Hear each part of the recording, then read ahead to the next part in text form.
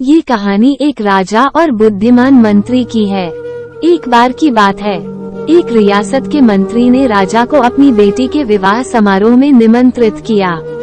जब राजा अपने परिवार के साथ विवाह समारोह में पहुंचा, तो मंत्री उन्हें सम्मानपूर्वक विशिष्ट आसन पर बैठाने ले गयो। तो मंत्री ये देखकर बहुत लज्जित हुआ कि एक सफाईकर्मी वहां बैठा हुआ था। उसने सफाईकर्मी को सभी के सामने वहां से उठा फेंका और उसे बहुत डांटा। सफाईकर्मी ने बहुत अपमानित महसूस किया और बदला लेने की योजना बनाने लगा। अगले दिन सुबह जब वो राजा का कक्ष साफ कर रहा था, तभी वो जानबूझकर बड़बड़ाया, राजा कितने नादान हैं। उन्हें ये पता ही नहीं कि रानी और मंत्री के बीच क्या चल रहा है। राजा आधी नींद में था। यह क्या बकवास कर रहे हो? उसने पूछा।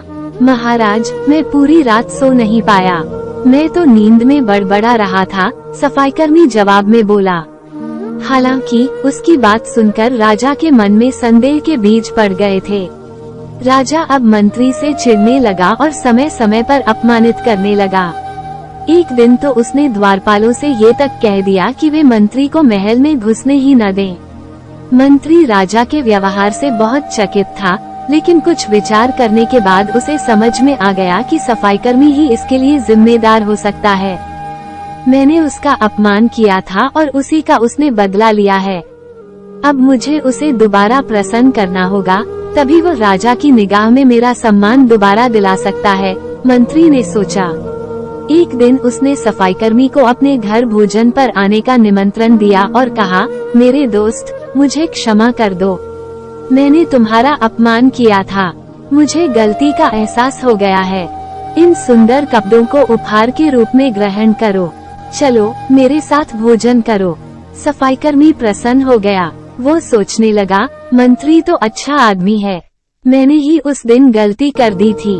अब सफाईकर्मी प्रसन्न था और प्रयास करने लगा कि मंत्री के बारे में राजा की धारणा बदल जाए।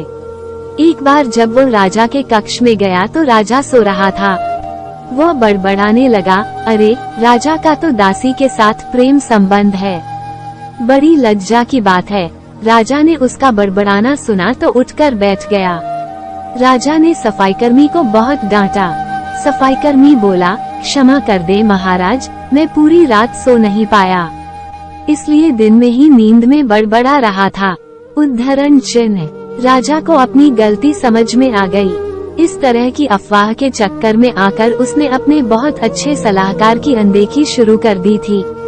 राजा ने मंत्री को बुलाया और दोनों फिर से मित्र बन गए। तो दोस्तों, कैसी लगी ये सैड लव स्टोरी? उम्मीद करता हूँ आपको अच्छी लगी होगी। जल्दी ही फिर मुलाकात होगी किसी नई अच्छी कहानी के साथ।